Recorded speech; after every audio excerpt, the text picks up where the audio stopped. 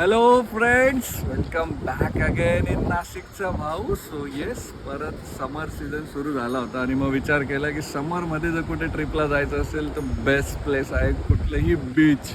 आणि मग यावर्षी आम्ही एक जे नियर बाय बीच होतं ते सर्च करत होतो आणि त्यामध्ये सगळ्यात पहिले जे दोन ऑप्शन आले ते होते दिव्यागार आणि श्रीवर्धन. आणि मी जेव्हा फोटोज बघितले तर मला ते बीच खूप चांगले वाटले. सो विचार केला की चला यावर्षी समरमध्ये आपण हे बीच एक्सप्लोअर करू आणि तुम्हालाही ते दाखवूया. सो या ट्रिपमध्ये आपण एक्सप्लोअर करणार आहे दिव्यागार. आपला स्टे पण दिव्यागारला असणार आहे आणि श्रीवर्धनसुद्धा आपण एक्सप्लोअर करणार आहे. सो तुम्हाला या दोघं प्लेस दाखवणार आहे. So stay tune. सो आम्ही नाशिकहून सकाळी 6 वाजताच निघालो होतो आणि रोड कंडिशन्स चांगल्या असल्यामुळे आम्ही 1 वाजेला दिव्यागार इथे पोहोचून गेलो होतो. आणि जे काही माझ्याकडे नॉलेज होतं की होमस्टे भरपूर ऑप्शन्स आहेत इथे दिव्यागारला. सो तिथे जाऊनच आम्ही एक्सप्लोअर केलं आणि आम्हाला जे होमस्टे आमच्या रिक्वायरमेंटनुसार ओके वाटलं ते आम्ही फायनल केलं. आम्हाला जवळपास 2,500 रुपये पर रूम असे AC होमस्टे मिळाला होता, जो मस्तपैकी झाडं वगैरेच्या एरियात होता. त्याच्यामुळे वाईब्स खूप चांगल्या आहेत होत्या तिथे. आम्ही दुपारी मस्त जेवण केलं आणि झोपलो, फ्रेश झालो आणि संध्याकाळी 5 वाजता पुन्हा दिव्यागारचे मंदिरं एक्सप्लोअर करायला सुरू केली. कारण दिव्यागारला बीच तर आहेच, पण खूप सुंदर मंदिरंसुद्धा आहे. सो सगळ्यात पहिलं मंदिर आम्ही जे बघायला गेलो ते होतं सुवर्ण गणेश मंदिर, जे दिव्यागारची एक ओळख आपण म्हणू शकतोय. तिथे पार्किंग स्पेस भरपूर होती आणि फ्री ऑफ कॉस्ट होती. मंदिरही खूप सुंदर होतं आणि कोकणातले हे मंदिर जे असतं लाल विटाचे बांधकाम असलेले, त्यामुळे ते तिथले एक वेगळंच अट्रॅक्शन आपल्याला क्रिएट करतात.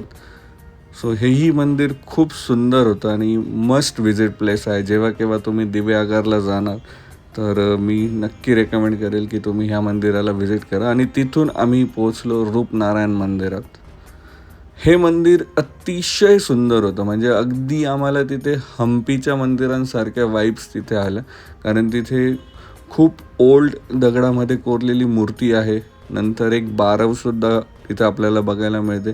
आजूबाजूला ते नारळाचं झाडं वगैरे, तो परिसर इतका सुंदर वाटतो आणि ते मंदिरही खूप सुंदर आहे, खूप फोटोजेनिक आहे आणि खूप छान वाईब्स आहे. म्हणजे तुम्ही दिव्यागरला गेले ना तर नक्की व्हिजिट करा. असं ते मंदिर आहे, तुम्ही बघतायत स्क्रीनवर, खूप सुंदर. आणि मग तिथूनच लगेच 2 मिनटाच्या अंतरावर तुम्हाला दिव्यागारचं बीच आहे. ऑलमोस्ट 5 किलोमीटरचा जो काही समुद्रकिनारा दिव्यागारला आहे तो पूर्णपणे खूप सुंदर आणि सिनिक आहे. सो आम्ही इव्हिनिंगची वेळ असल्यामुळे मस्त सनसेट तिथे एन्जॉय केला आणि खूप छान वाटत होतं. समुद्राच्या लाटांची गाज ऐकू येत होती.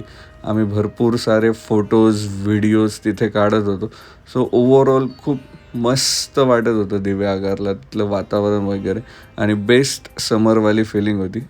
आणि सगळं ते बीचचं एन्व्हायरमेंट एन्जॉय केल्यानंतर आम्ही आमच्याच होमस्टेजवळ असलेल्या एका खानावळला गेलो आणि तिथे मला ॲम्बियन्स प्लस फूडची टेस्ट खूप चांगली भेटली. सो आम्ही मस्त फूड एन्जॉय केलं आणि होमस्टेवर जाऊन झोपून घेतलं.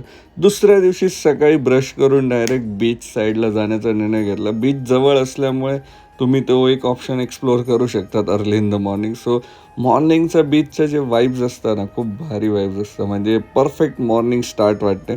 आणि मग ते झाल्यानंतर आम्ही पुन्हा आमच्या होमस्टेजवळच्या खानाजवळला आलो. तिथे होमस्टेजसुद्धा होते जर तुम्हाला तेही एक्सप्लोअर करायचे असेल तर. आणि तिथेच आम्ही ब्रेकफास्ट करण्याचा निर्णय घेतला. सो साई सदन नाव होतं त्या होमस्टे आणि ब्रेकफास्ट खानावळचं. ओव्हरऑल ब्रेकफास्टची टेस्टही खूप सुंदर होते. आणि सगळं काही झाल्यानंतर आम्ही निघालो ते श्रीवर्धनच्या दिशेने.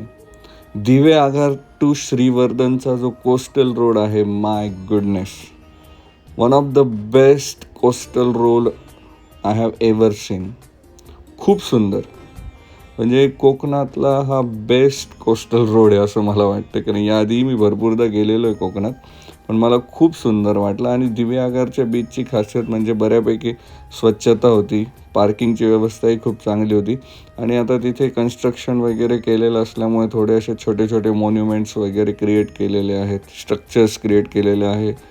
एक असा प्रॉपर सेटिंग एरिया असलेला किंवा वॉक करण्यासाठी जागा केलेली आहे. सो ओव्हरऑल श्रीवर्धनचं बीचही मला खूप आवडलं आणि खूप सिनिक, फोटोजेनिक आहे. तुम्हाला नक्की तिथे खूप छान वाईब्स येतील. एक अतिशय सुंदर अशा फोटोजेनिक बीचवर गेल्याची फिलिंगसुद्धा येईल. सो तुम्ही ह्या समरमध्ये किंवा नेक्स्ट समरमध्ये नक्की श्रीवर्धनचा विचार करू शकतात. इवन श्रीवर्धनला सुद्धा भरपूर स्टेचे ऑप्शन्स तुम्हाला अवेलेबल आहे, कारण बऱ्यापैकी मोठी तालुका प्लेस आहे ती दिव्यागरपेक्षा. सो तुम्ही ते सुद्धा एक्सप्लोअर करू शकतात. आणि हार्डली 15 किलोमीटरचा डिस्टन्स असल्यामुळे तुम्ही कुठेही स्टे केला तरी दोन्ही ठिकाणी तुम्ही सनसेट किंवा बीचचा आनंद लुटू शकतात. So this is all about my Konkan trip. तुम्हाला हा व्हिडिओ कसा वाटला मला नक्की कमेंट बॉक्समध्ये सांगा. आणि तुम्हाला याबद्दल काही माहिती असेल तर तुम्ही मला या व्हिडिओच्या कमेंट बॉक्समध्ये विचारू शकतात. Thank you so much for watching. See you again.